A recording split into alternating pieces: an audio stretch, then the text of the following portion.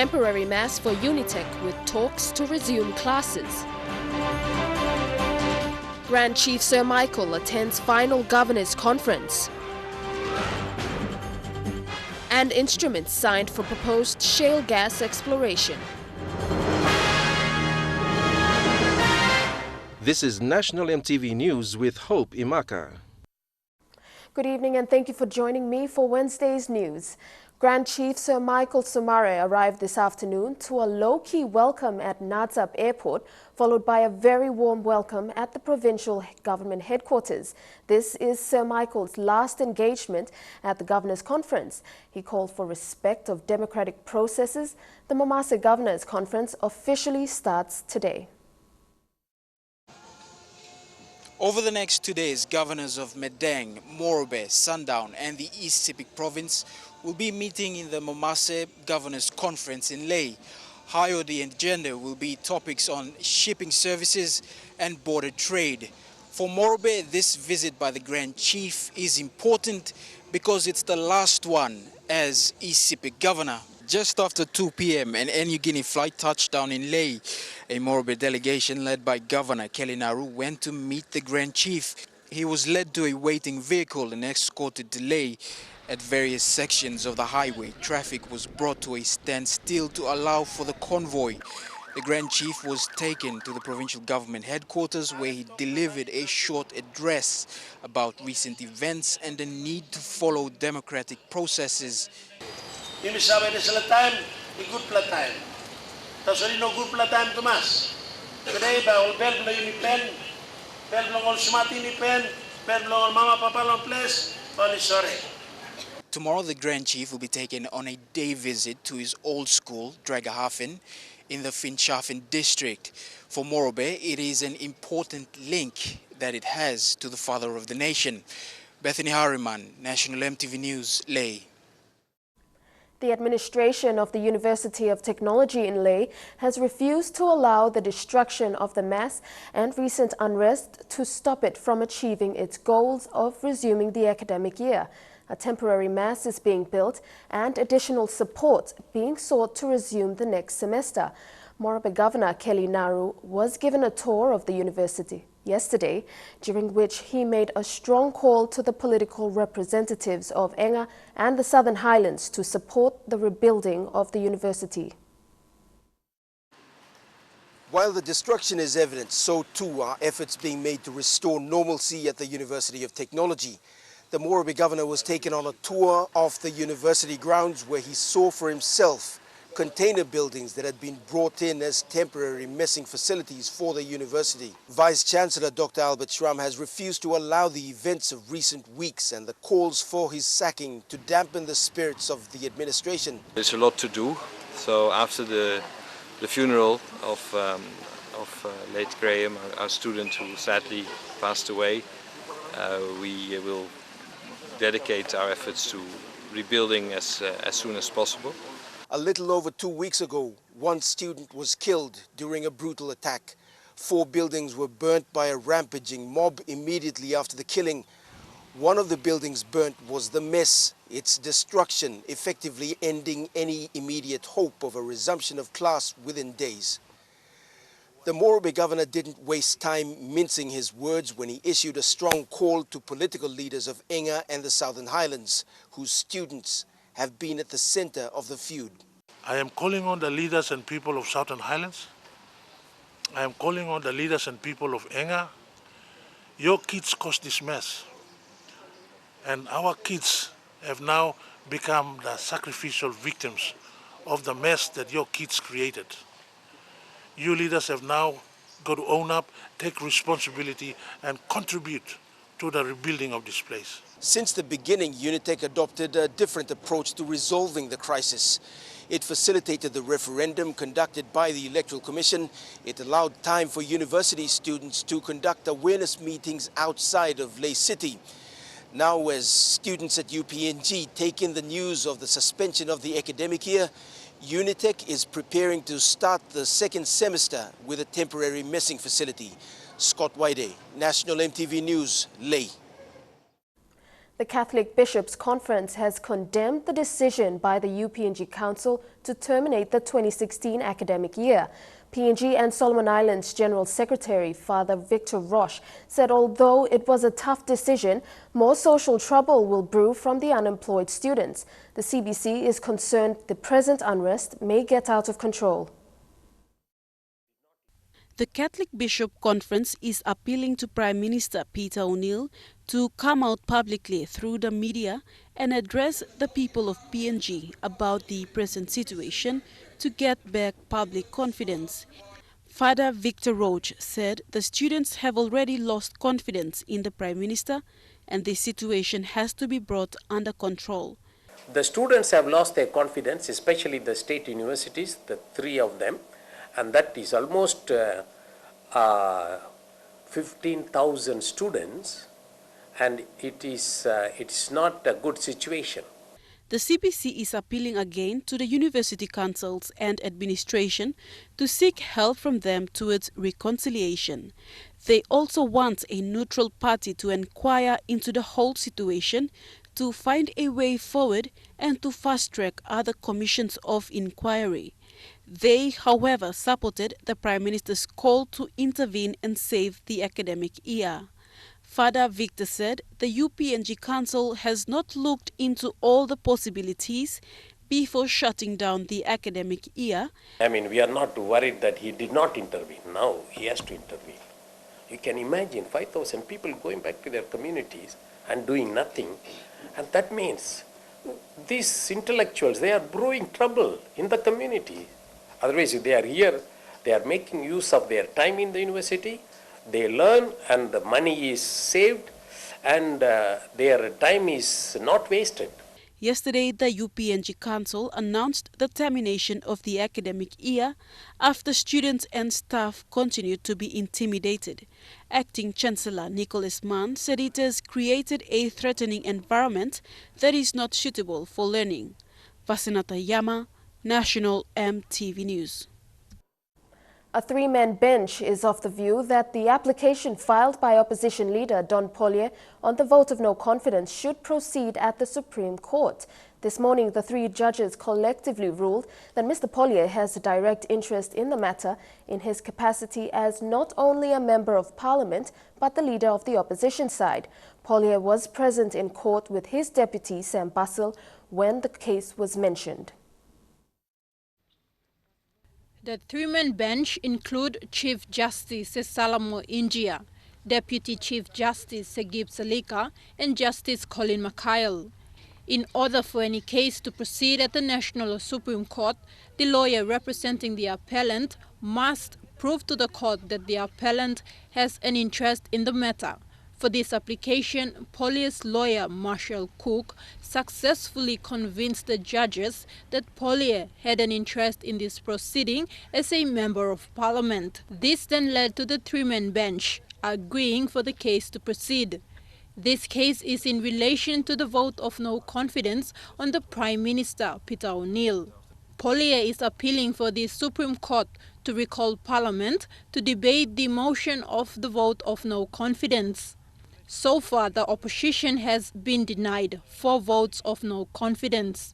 In a news conference with principal lawyer Lohani Henau last month, he explained that the provision upon which the application was filed has not been well interpreted by previous governments.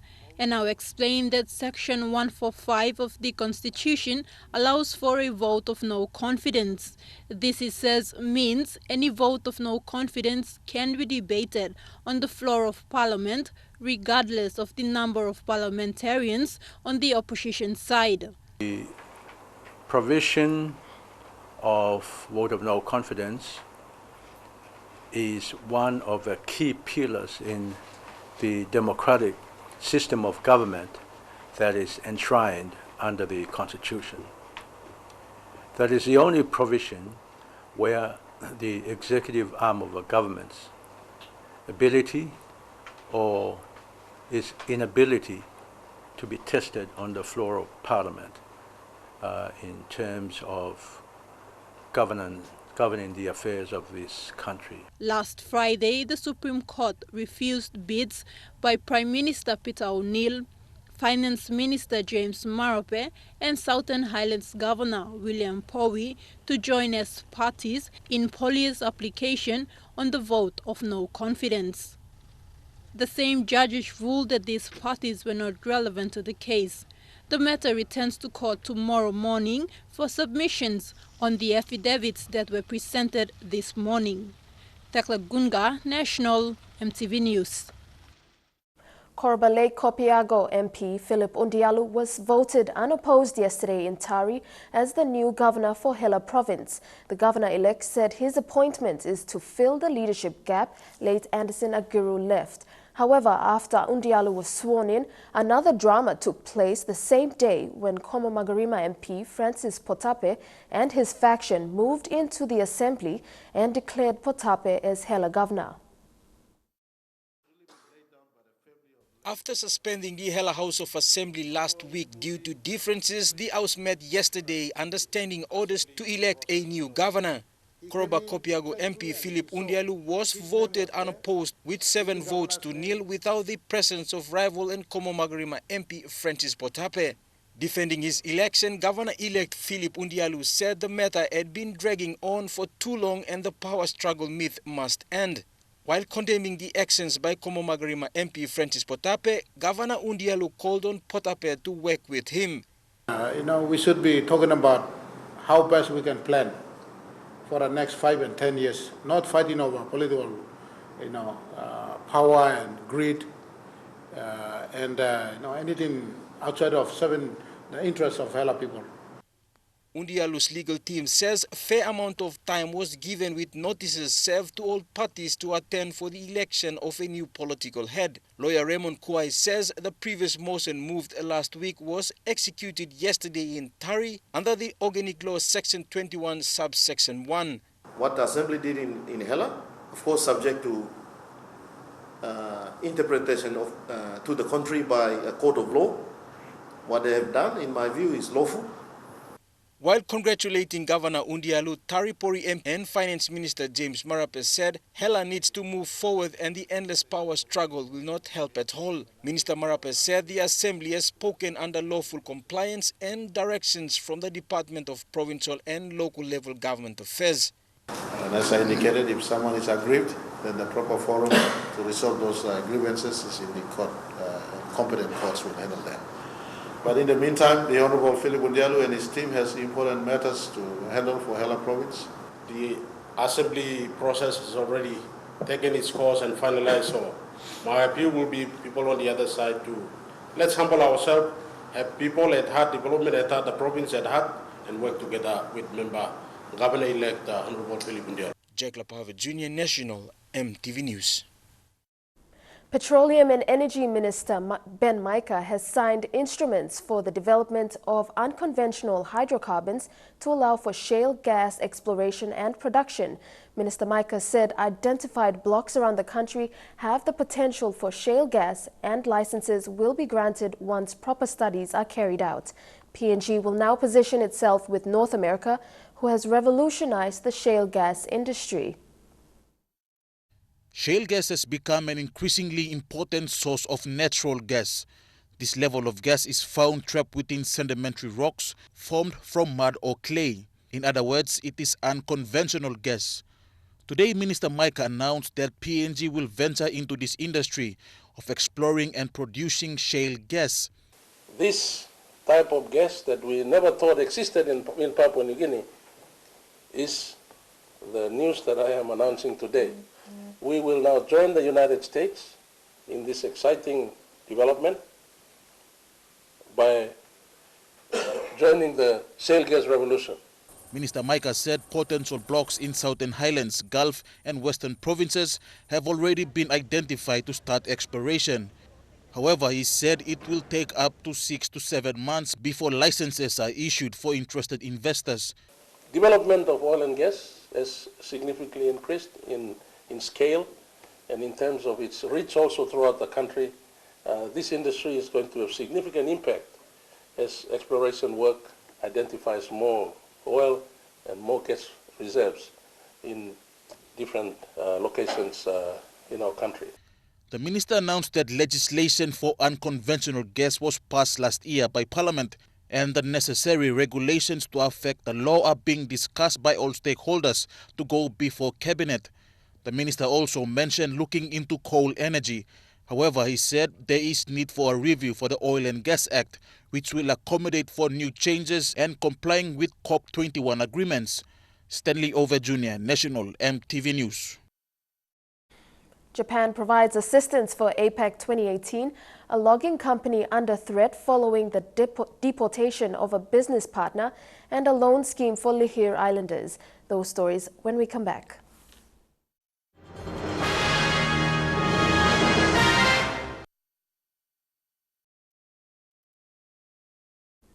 Welcome back to the news. Japan International Cooperation Agency today launched a technical cooperation project to assist PNG host APEC 2018. The project is on capacity development towards Papua New Guinea's policy preparation for hosting APEC in 2018. Under this program, JICA will be supporting the PNG APEC Secretariat by training government officials involved in policy preparations for the summit. The purpose of the series of training until 2018 is to equip key government officials who will be attached with the Committee for APEC policy issues. Takashi Toyama, Chief Representative of the JICA PNG office, said this is one of the Japanese government's commitments agreed to in the Japan-PNG meeting during the G7 summit held in Japan in May.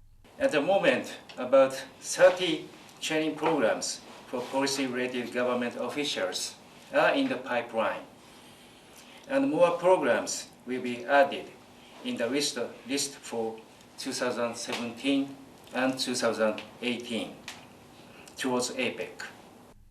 Ambassador of Japan to PNG Morio Matsumoto said the Japanese government is willing to extend more of this kind of training to PNG. This kind of capacity building is one of the crucial elements of the success of APEC 2018. Harry Aihi, the Assistant Secretary for the Disability Section in the Department of Community Development, is the first participant under this capacity development program starting on July 10. Mari Erage, Director Economic Committee of the PNG APEC Secretariat, said the Committee on APEC Policy Issues is responsible for the policy aspects of our host year. These officers will return will then return after these programs to help our CAPI structure our 2018 policy initiatives. Accordingly, so that PNG provides a strong policy platform upon which APEC's ongoing agendas can be discussed and further for the benefit of the Asia-Pacific region. PNG APEC Secretariat thanked the government of Japan for this assistance and is confident that Japan will share in PNG's success in 2018. Deli Waigeno, National EMTV News. A local logging company in East Sepik is in dilemma after the deportation of Malaysian national Peter Ling. Hawaiian Logging Company Chairman Adrian Kum, who is a business partner to Ling, said his company is in turmoil because his deportation has affected the logging company, who is 12 days away of exporting. Ling was arrested and charged earlier this year for defrauding his employer, Sakara Alam Limited.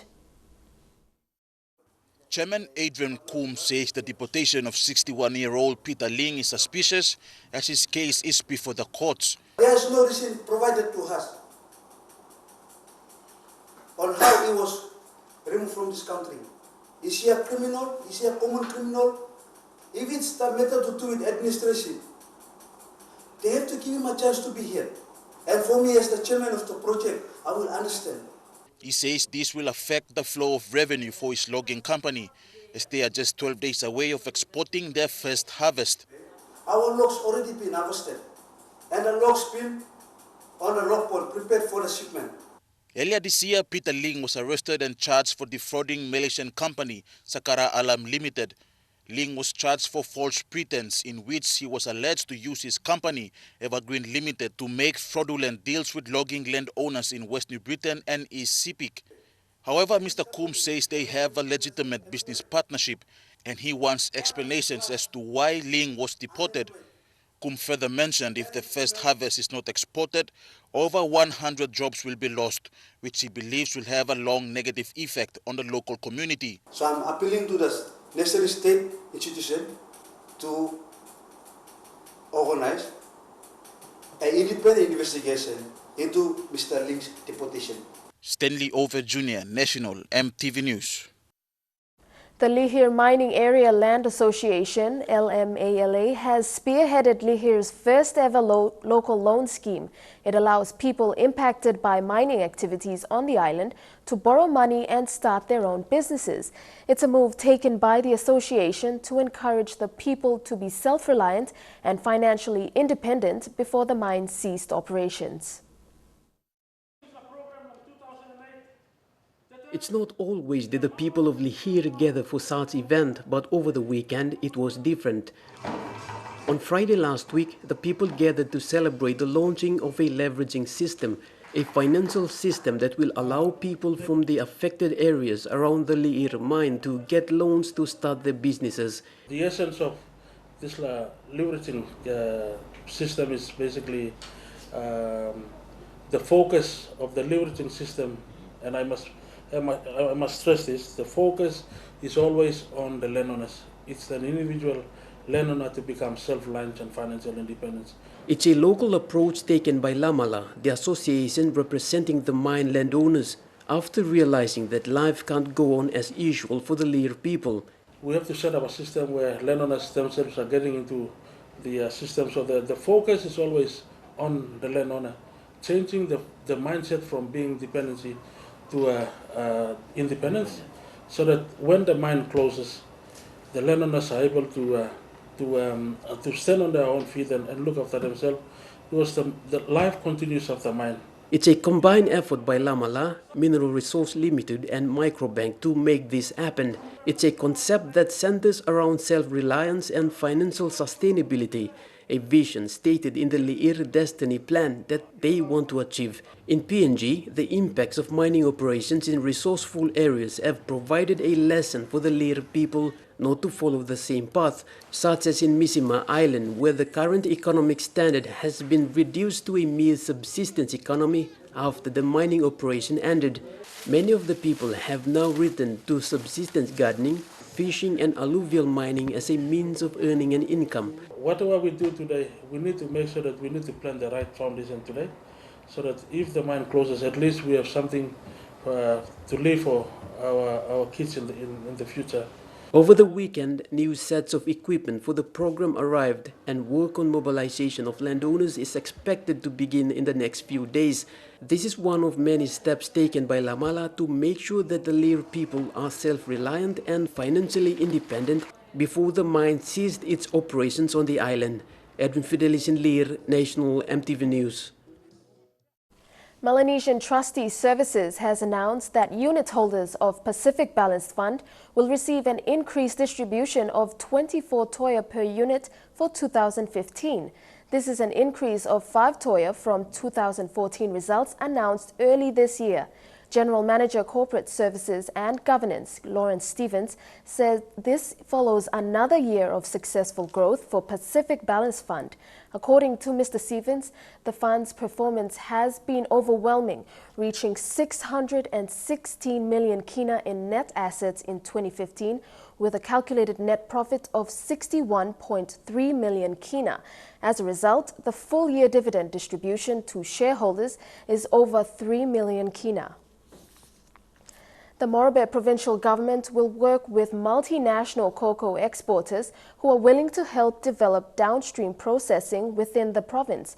However, Morobe Governor Kelly Naru says local exporters who have been in the country for a long time will always be given priority to work with the provincial administration, and the people are open to make choices about exporters.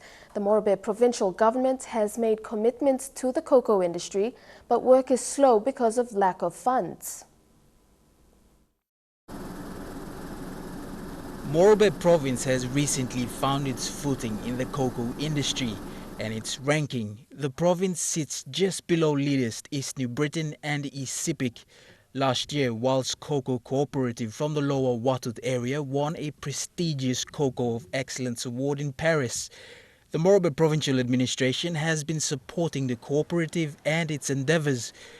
I have already assisted them with 20,000 kina funding last year, and I also committed to assist them with a vehicle. Unfortunately, due to funding constraints, the vehicle has not been forthcoming. Francis Anton, whilst Cocoa Cooperative Chairman, said yesterday that more work in farming training needs to be done. We've got 31 farmers, but some all along also willing to come joining me and stuff now yet. The prospects of cocoa and its development have enticed competition between local exporters and those coming from abroad. The head of the province welcomes it. Cocoa growers from the Wampa area alone over the last year have in fact netted over 2 million kina worth of exports, and that's been a very good success story. On top of that, raking in that prestigious award, and so we are assisting them wherever we can with all our stakeholder partners, including MMJV and many others. Local exporters are wary of international exporters making a stake in the Papua New Guinea cocoa industry by providing lucrative overseas markets and prices to local farmers. So if local exporters are not providing the type of service that is needed by these local exporters, then the board can come in and make changes. But it has been proven that the local PNG exporters can do this job. There is now a surge of interest in the cocoa industry from both local and international exporters because of the developments like the Cocoa Sustainability Program in the Watut area that's going to be supported by the Wafi Golpu project as the mine happens. Bethany Harriman, National EMTV News, Leh. Maprik district in East Sepik over the last 2 years has been preparing for a major economic lift in the form of livestock projects. The cattle and piggery projects in the district are both nearing the end phase and expecting the pigs and cows to arrive before the end of July. Lorraine Gabina with this report. Planning and preparation over 2 years have finally come through to the end phase, with Maprik expecting to receive 400 heads of cattle and 100 pigs in less than a month. These projects will go a long way to develop the district further, provide employment opportunity and promote food security, providing meat to supply to the local demand, as well as the province and the rest of the country. These livestock projects are an initiative of local MP John Simon together with his District Development Authority Board. With the livestock expected to arrive in Maprik from Leh before the end of this month, Maprik is looking forward to reaping the benefits even before the year ends, the Maprik MP said when MTV visited the piggery breeding site. 100 pigs will be housed in the breeding area to supply to 22 other piggeries within the district. Piggery is another project that could give income to smallholders. So what we are doing now in Maprik is we have gone into establishing about 22 zone associations, and those zones will now come up with nuclear estate sort of a farm. Then this in here is a breeding farm, and from here we will supply. The cattle, on the other hand, will occupy up to 200 hectares of the Yamil Tamawi or Roma Valley in Maprik. Quimbu Ward member Philemon Manai said the locals have given their land in support of the cattle project that will in turn bring to them further development. He added the project was made possible by the community's willingness to support the MP's initiative from the very beginning. Close to the project. But the project itself, when started, we come inside. The Dirimani comes and started the project. One of people, I mean, taking 15 weeks when we finish. We are here at the Roma Valley. Behind me is the 48 hectares of land that was given as part of the 200 hectares of land by the Quimbu people of 124. Now this cattle project is valued at up to 5 million kina and is expected to benefit the people of Maprik and East Sepik province as a whole. This is Lorraine Gabina reporting for National MTV News in Maprik. And now looking at our finance news, the kina closed unchanged at 0.3160 US dollars in the interbank market. At Bank South Pacific, your kina was buying 0.3085 US dollars, 0.4108 Australian dollars, 0.2757 euro, and 31 Japanese yen. Looking at commodity prices at New York close, gold, cocoa, and copra closed higher, while coffee closed the day lower. Palm oil and copper closed lower, crude oil closed the day higher. And on the stock market, the Dow Jones closed at 108.75 points lower, the ASX closed at 32.20 points lower, and the All Ordinaries is trading at 29.82 points lower. Among stories after the break, Electoral Commissioner brief heads of missions and Polya takes the government to task on the billion kina loan.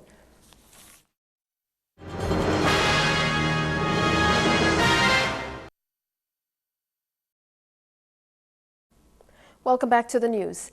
Officers from the Electoral Commission today met with various heads of missions to discuss formalities for next year's general elections.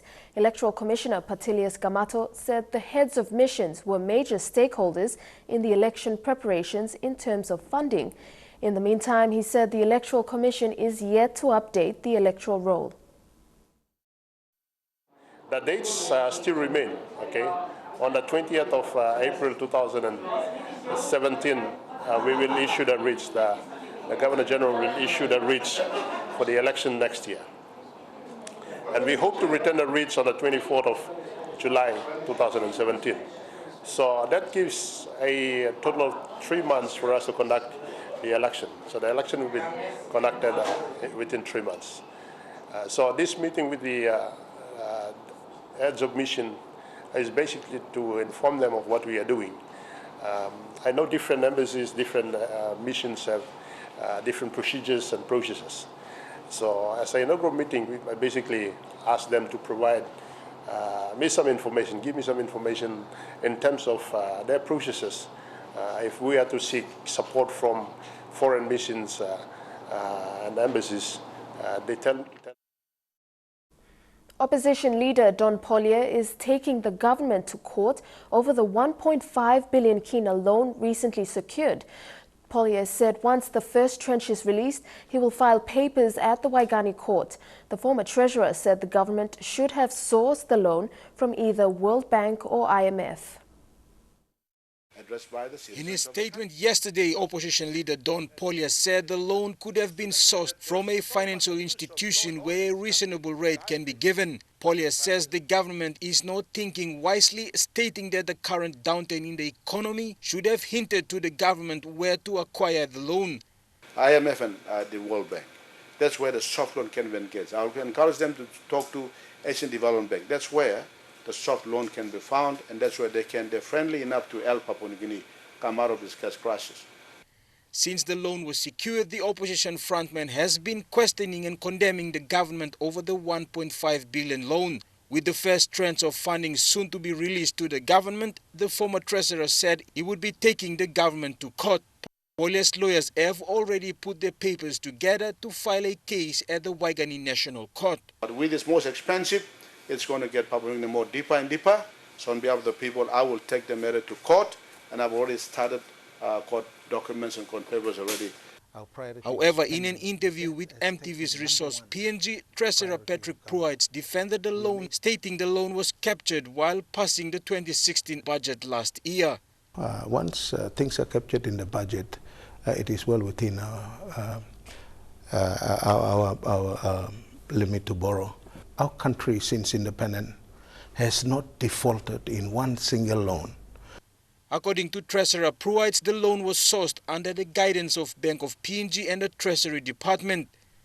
Minister Pruitt says the loan will be used to help fund the government's expenses and other infrastructure developments. Made sure that our debts are met, then our recurrent, and then of course if there is money left, then we talk about development programs. The 1.5 billion loan was sourced from an overseas international financial institution.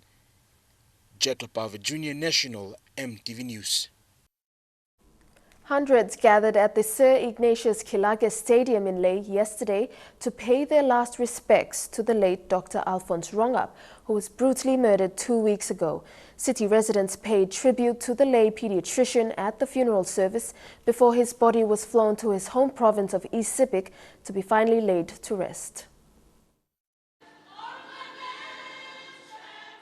At 10 a.m. yesterday morning, family, friends, colleagues, patients and the general public gathered at the Sir Ignatius Kilage Indoor Stadium to commemorate Dr. Alfonse Rongap Sr. He was serving as a pediatrician at the Hangao General Hospital before his death. He is survived by his wife and 2 children. Alfonse Benjamin Rongap on the 20th of March, 1955. 2 weeks ago, Dr. Alfonse Rongap drove along the back road area to drop off a family member when he was attacked by armed men. He was rushed to the Hangao General Hospital but was pronounced dead on arrival. After the funeral service, Dr. Rongap's body was taken to the Hangao General Hospital for his final tour of the hospital. On Thursday, his body will be flown to Port Moresby, then to Wewak, where he will be taken to his home village in Angoram.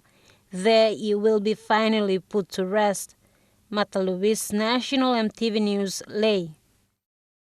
Australian kayaker Sandy Robson, who is nearing the end of a 5-year kayaking journey, says Papua New Guineans must appreciate the natural beauty of the country and protect it. She is promoting the connection with nature, especially the marine environment, and says plastics and garbage should not be dumped into the sea. Robson's next destination is Popondetta in Oro Province. Plastic is literally at everyone's fingertips, much more than we'd care to admit. Much of the plastic, once used and carelessly discarded, eventually makes its way into the sea. Sandy Robson, the solo Australian kayaker, advocates on promoting strong connections with nature. Sandy's own environment connection is with the sea and life within it. I've had whales singing underneath my kayak to each other. I've seen sea snakes sleeping on the surface. And as the consumption of plastic across the world increases, so does danger to marine life. Robson has encouraged Papua New Guineans to look after the sea and marine environment. She says people should not throw plastics around carelessly, as it can pollute the sea and contaminate fish, a main source of protein. I'm really trying to stop people from putting their plastic in the sea to throw it away. They think that they put it on the beach and the tide just takes it away to somewhere, but where does it go? You know, it goes into the ecosystem, breaks down into small pieces. Those small pieces absorb toxins, the fish eat them, and then you're poisoning yourselves. Sandy Robson was escorted into Lae Harbour from Wasu, Tewaisiasi district by a South Sea Lines vessel headed by Captain Josateki Tarogi. She is confident that she can handle the sea condition for the rest of her trip. Robson is looking forward to meeting more women in PNG before she leaves for the next province on her journey.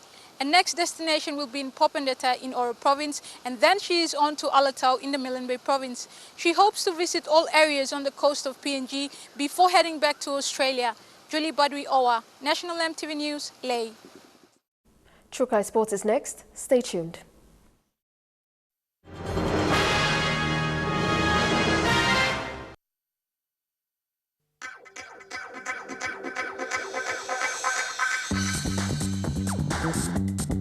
Trukai Sports.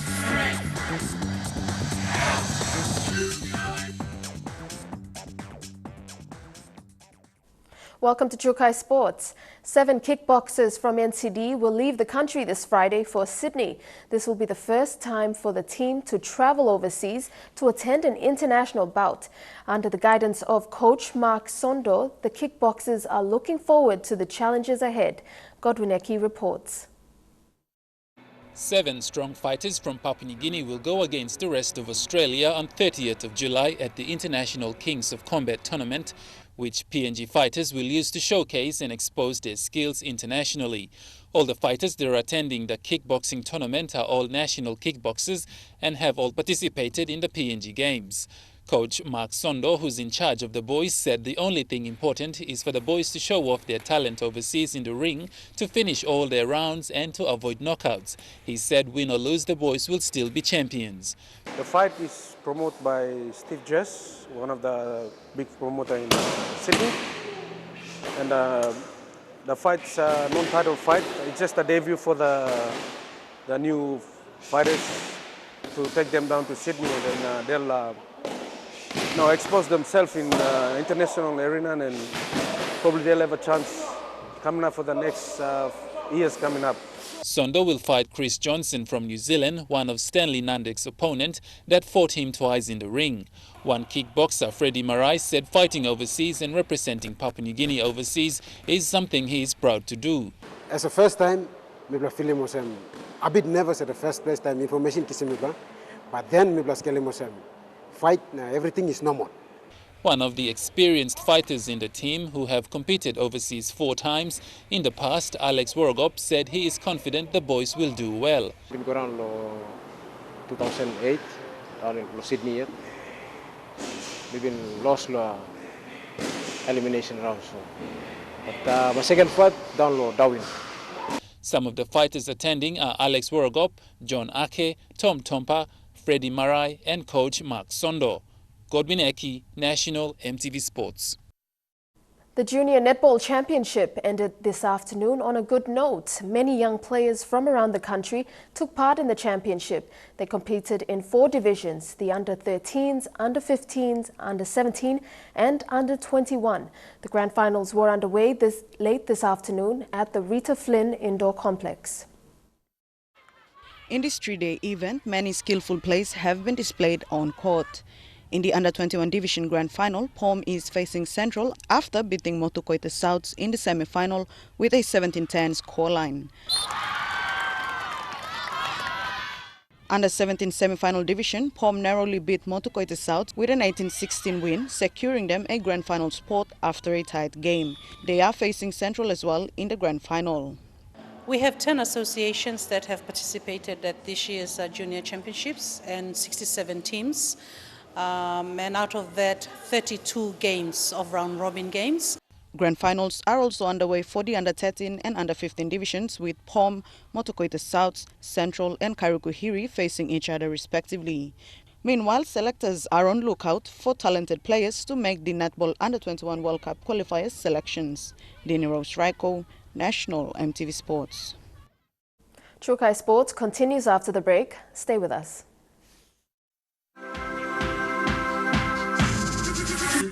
Trukai Sports. Welcome back.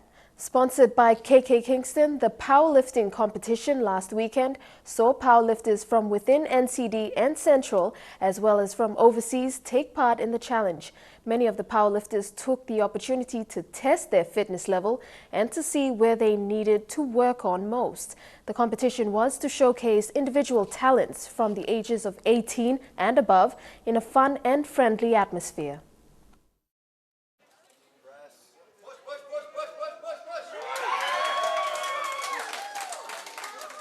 Murray Barracks in the nation's capital saw a great turnout of powerlifters from all walks of life. They were challenged to lift weights in their respective categories and to test their level of fitness. The fun and friendly event brought together some of PNG's best powerlifters who performed in front of the crowd. Some of the international powerlifters from Australia and New Zealand also shared their powerlifting skills and techniques with the nationals.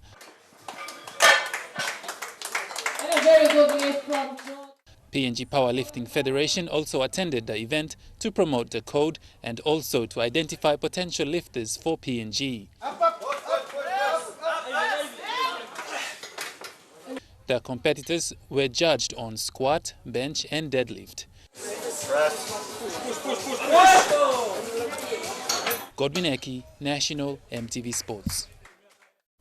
The National Capital District is in full swing with its selection trials for volleyball, rugby nines, boxing, hockey, netball and other sports.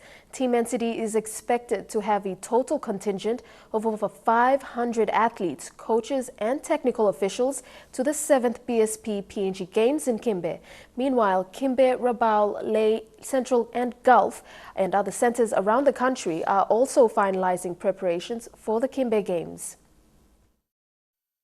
Provinces around the country are already gearing up for this year's PNG Games, with respective provincial teams hosting trial matches and attending nationals around the country to make their final selections. So far, provinces such as Leh, Rabaul, Kimbe, NCD and Central are already ahead of their training and are at the final stages of team selections.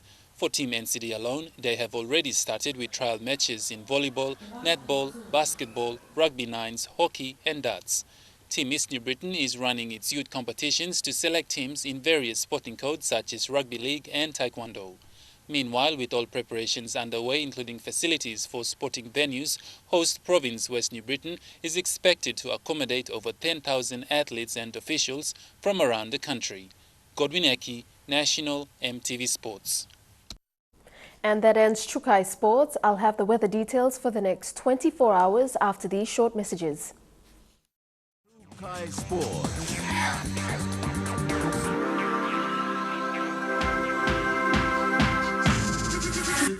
Chukai Sports.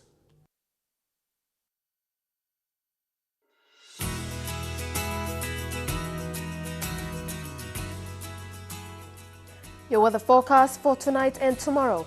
In the southern region, fine for Port Moresby, a shower or two for Kdaru and Kerma, showers later for Alatau, and afternoon showers for Popondetta. In the Momasa region, showers clearing for Leh, fine weather for Medang, showers later for Wewak, and thundery showers for Vanimo. In the New Guinea Islands, fine weather for Lorengau and Kavieng, some showers later for Kokopo and Rabaul, and showers as well for Kimbe and Buka. And in the Highlands region, fine although cloudy at times for all centres. Before we go, our top stories again. Grand Chief Sir Michael Somare makes a final appearance at the Governor's Conference. Instruments signed for the exploration and production of shale gas. And Sandy Robson's call for the protection of PNG's natural environment as she paddles onto Oro. And that's the way it is this Wednesday. From the news team, I'm Hope Imaka. Good night.